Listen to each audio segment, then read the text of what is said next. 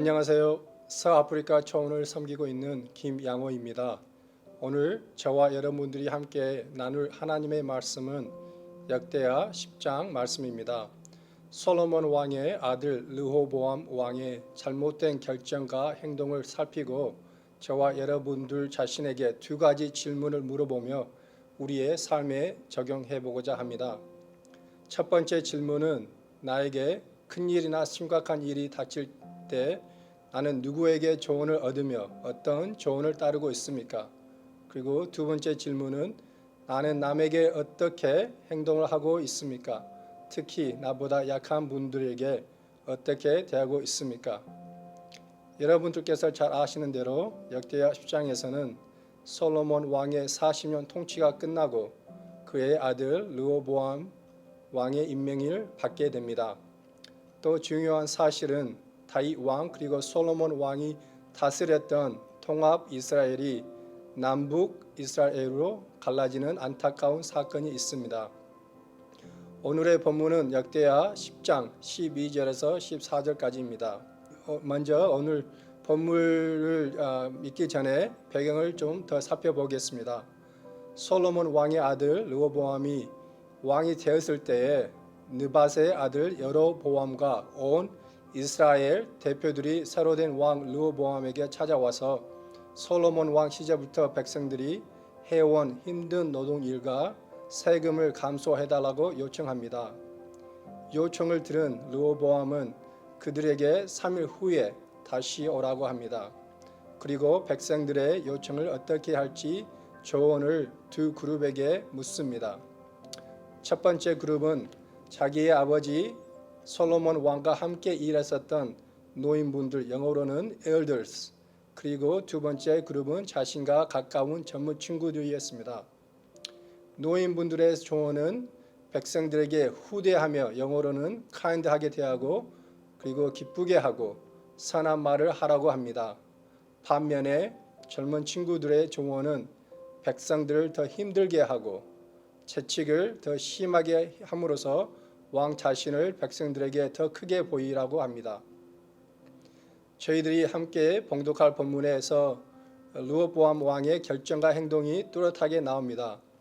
성경 본문 역대하 10장 12절부터 14절 찾아서 함께 읽도록 하겠습니다. 3일 만에 여로보암과 모든 백성이 르호보암에게 나왔으니 이는 왕이 명하여 이르기를 3일 만에 내게로 다시 오라 하였습니다.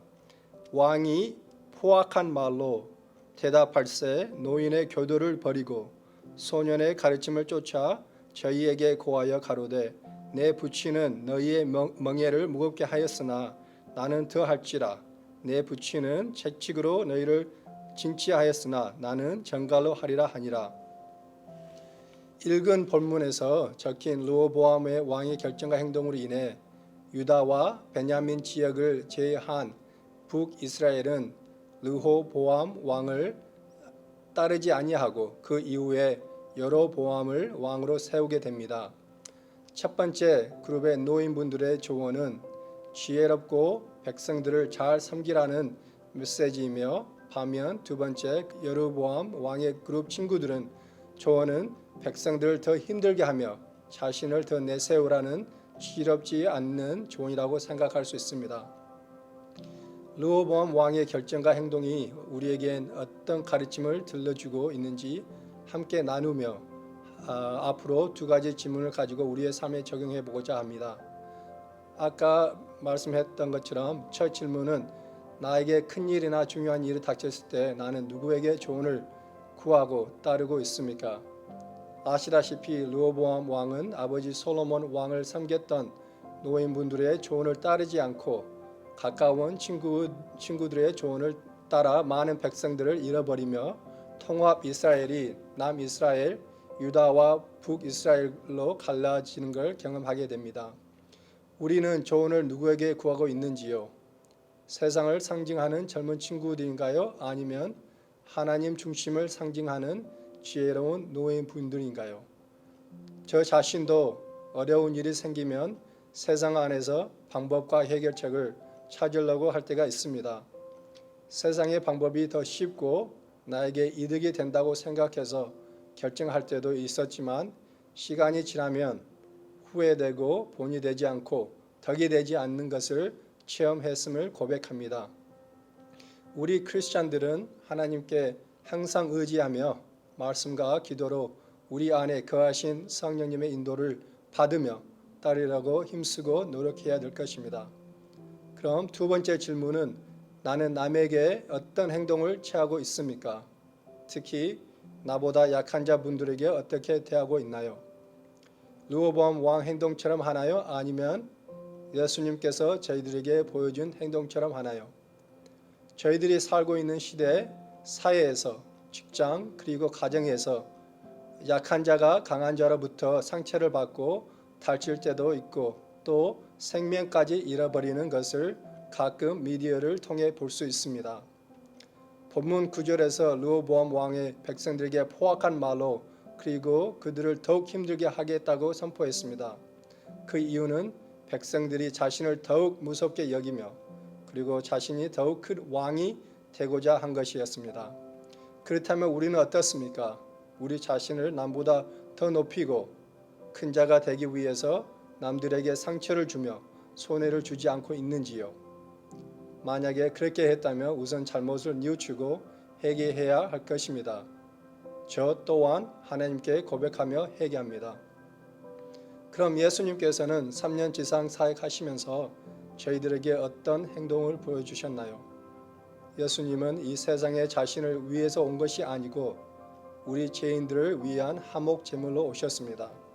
그렇기에 믿는 우리들 즉 저와 여러분들이 구원을 얻었으며 영광스러운 하나님의 자녀가 되었습니다. 예수님께서는 저희들을 구원하시려고 십자가에서 엄청난 고난을 치르시며 생명까지 희생하셨습니다. 또한 예수님은 겸손하게 자신의 제자들을 섬기셨으며 자신의 영광을 나타내는 것보다 아버지 하나님의 영광이 나타나도록 하셨습니다. 그렇다면 예수님을 따른다고 하는 우리 크리스천들은 예수님을 조금이라도 계속 닮아가도록 매일 노력하며 살아가야지 하지 않겠습니까? 우리 모두가 주님의 몸된 뉴송교회에서 예수님의 모습을 본받아 겸손하게 한 마음으로 맡겨주신 사역을 참여하시면서 하나님께 모든 영광을 올려 드릴 수 있기를 소망합니다. 함께 기도하겠습니다. 하나님 아버지, 역대하 10장 말씀을 우리가 함께 나누면서 르호보암 왕의 안타까운 결정과 행동을 살필 수 있도록 하심을 감사드립니다.